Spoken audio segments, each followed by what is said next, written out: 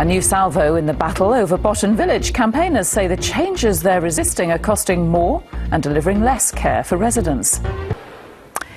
Campaigners fighting changes at the Botton Village community in North Yorkshire say they now have proof they aren't working. Botton was founded in 1955 as a community where helpers and disabled residents live side by side. It's long been regarded as a model of social care, but an inspection by the Care Quality Commission in 2011 found a lack of proper procedures.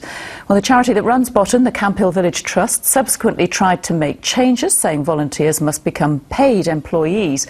But a group set up to fight the changes has been using legal action to try to change its mind.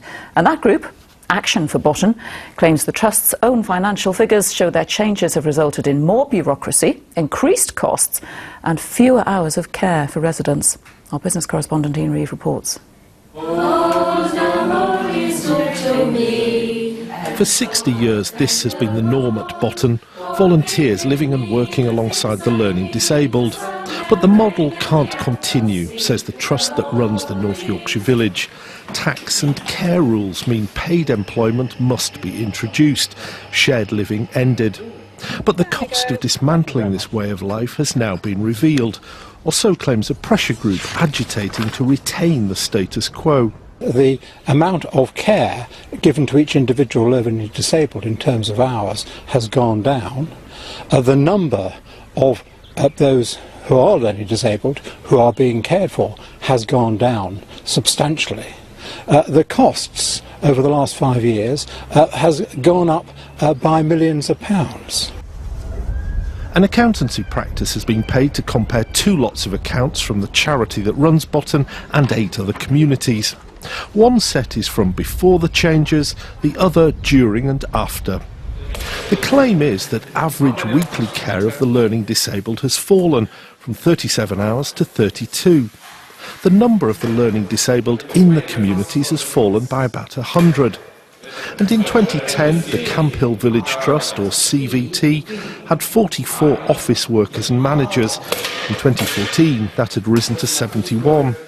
And costs of running all 8 communities back then were 3.2 million, almost doubling 4 years later. And while financial changes have been made, there's been a change for Jackie as well. Her daughter Lucy has been at Botton since 2010.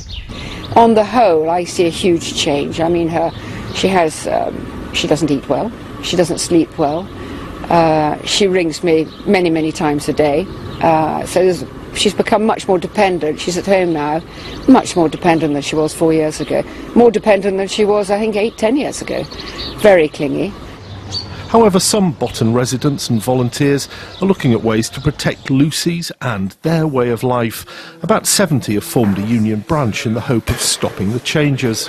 In terms of the community branch, we're offering support, IT training, social media training to enable them to extend their campaign and to spread their campaign and to garner more support in their struggle.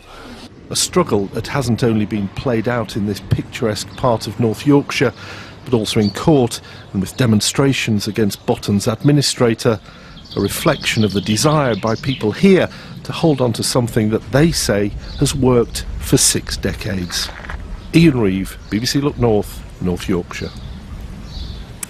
Well, Camphill Village Trust has said the conclusions made over its finances are extraordinary. It said the report relies on data that lacks sufficient detail and isn't comparable between the years studied. The Trust added that the firm that compiled the report had not used best accounting practice.